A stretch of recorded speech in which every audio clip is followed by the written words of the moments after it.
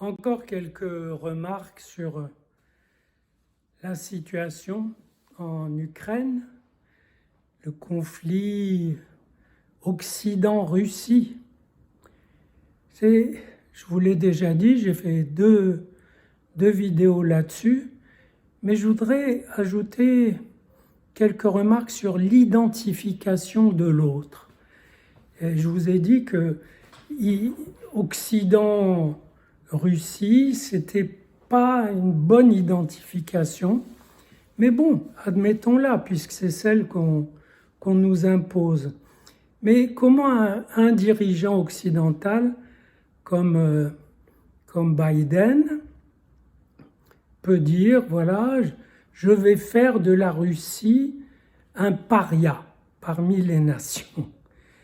Et moi, je pense que c'est une façon d'identifier l'autre. L'État russe est un paria. Il faut le pousser davantage dans cette voie.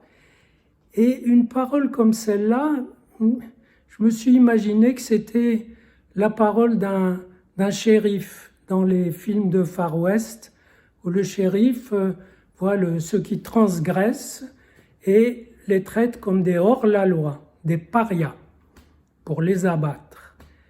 Et simplement, la loi en question, la loi qui veut qu'un État indépendant, en l'occurrence l'Ukraine, fait ce qu'il veut, c'est une loi qui est en cours d'élaboration. C'est ce que j'ai appelé sa capacité à être jouable. Donc, c'est pas une loi déjà universellement scellée, même si elle l'est un peu. Et donc, c'est pas vraiment des parias. Cette parole peut aussi émaner de quelqu'un qui a dans la tête la guerre froide, le bloc soviétique, et donc qui a tendance à traiter la Russie comme l'Union soviétique qu'elle n'est pas. Et donc, il y a une façon d'identifier l'autre qui consiste dans un conflit, c'est banal, à le rabaisser, à l'insulter, à lui coller. Insulter, finalement, c'est identifier l'autre de travers. Et de l'autre côté, alors Poutine, il dit, c'est des nazis, il veut dénazifier l'Ukraine. Qu'est-ce qui peut lui inspirer un terme pareil? Je pense qu'il y a d'abord le narcissisme soviétique que lui, il a dans le sang. C'est que si quelqu'un attaque l'Union soviétique, ça ne peut être que des nazis.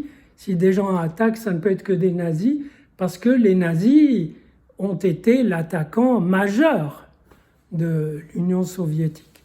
Ça, c'est une chose. Mais une autre, c'est que, et vous savez, pendant la guerre, les Ukrainiens étaient parmi les plus féroces, par exemple, envers les Juifs. L'Ukraine est, on peut dire, championne de meurtres par balle de Juifs, puisqu'ils en ont tué plus d'1 million, ou contribué à en tuer autant. Et donc, et d'après des récits que j'ai eus de mes proches qui étaient dans les camps d'Auschwitz ou d'ailleurs, les Ukrainiens étaient les plus virulents. Il doit y avoir un fond d'antisémitisme et un petit peu quand même de proximité au nazisme. Et les nazis d'Ukraine, ils n'ont pas eu besoin de fuir comme les nazis allemands en Amérique du Sud. Et donc, il n'y a pas eu...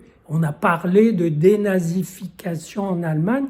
Ça, c'est pas vraiment fait, mais ça a été au moins évoqué, mais pas en Ukraine. Donc, dans la tête de Poutine, ça a dû rester. Il parle de dénazifier.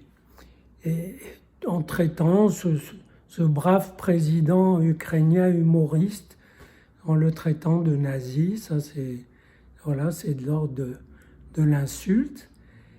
Et vous savez, identifier l'autre correctement, c'est presque s'identifier soi-même correctement, un petit peu. et